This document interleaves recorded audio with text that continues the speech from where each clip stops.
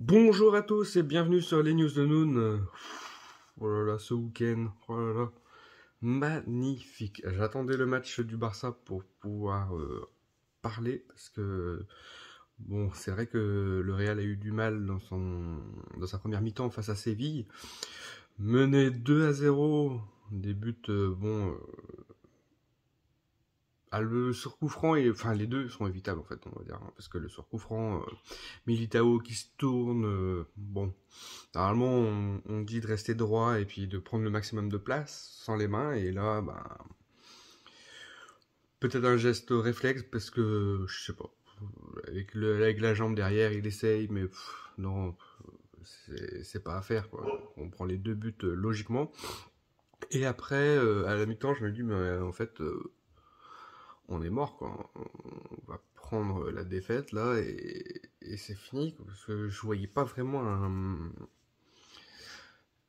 il y avait aucun indice pour pouvoir montrer que on allait se rebeller en deuxième mi-temps avec cette envie de gagner quoi, cette envie de vaincre. Puis vient les changements avec Rodrigo. Ce jeune-là, toujours performant quand il rentre, mais il apporte de plus en plus à l'équipe. C'est quelque chose de magnifique.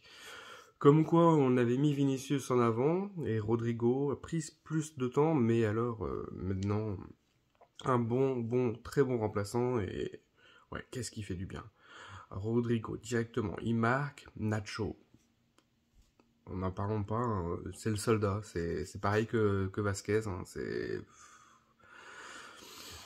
Voilà, il se donne à fond pour l'équipe, remplaçant aussi, mais très bien. Il faut des gens et des joueurs à tous les postes, remplaçants et tout, mais qui viennent avec de l'envie et leur personnalité, et ça fait du bien. Qu'est-ce que ça fait du bien.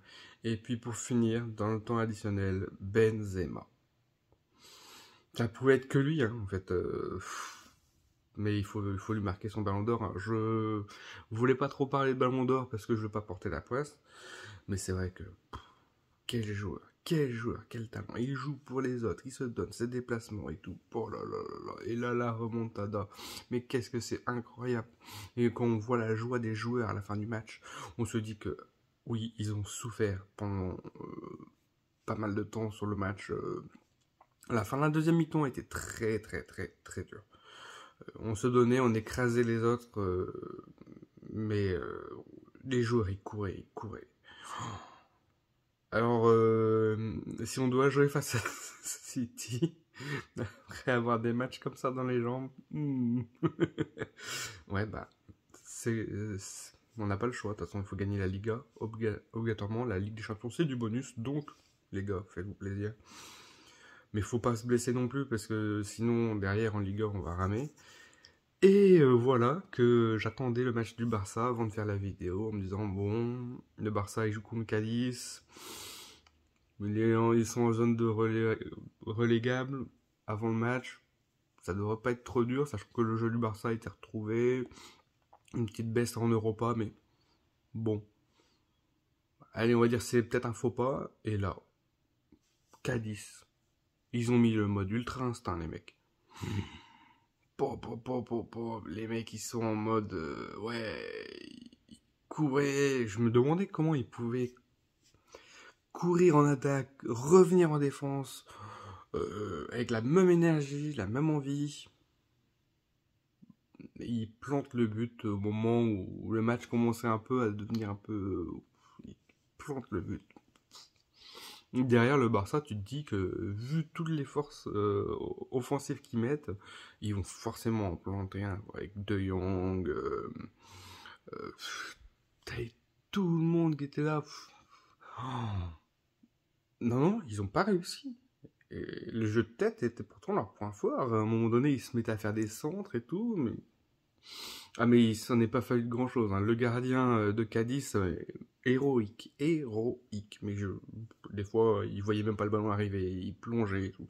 Magnifique. Alors là, ils se sont donnés, et puis ils sont sortis de la zone des relégables, donc c'est vraiment très bien pour eux. Mais ouais, quel match, hein.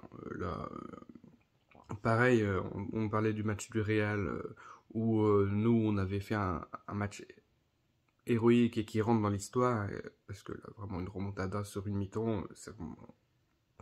Alors que rien ne disait qu'on allait la faire, il faut vraiment, c'est vraiment des matchs, c'est pour ça que tu regardes le foot, quoi. Et là, le match contre Cadiz, le Barça, bah en fait, c'est un match avec de la tension où tu te demandes aussi quand est-ce que le Barça va marquer, parce que tu sais que ça va arriver, mais en même temps, les joueurs de Cadiz, bah, ils résistent, quoi. C'est le roseau qui plie pas, quoi. C'est le, ouais. Et puis à la fin, ça tient, quoi. Ça hache un peu le jeu à la fin, mais bon. Voilà, il fallait qu'ils marquent avant, les Catalans, quoi.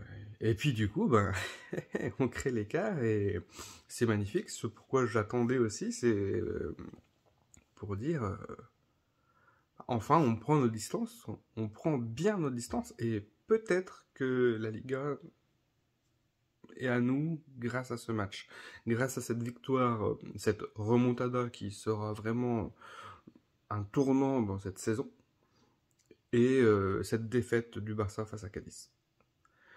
Voilà, donc on va continuer, et puis... À la Madrid!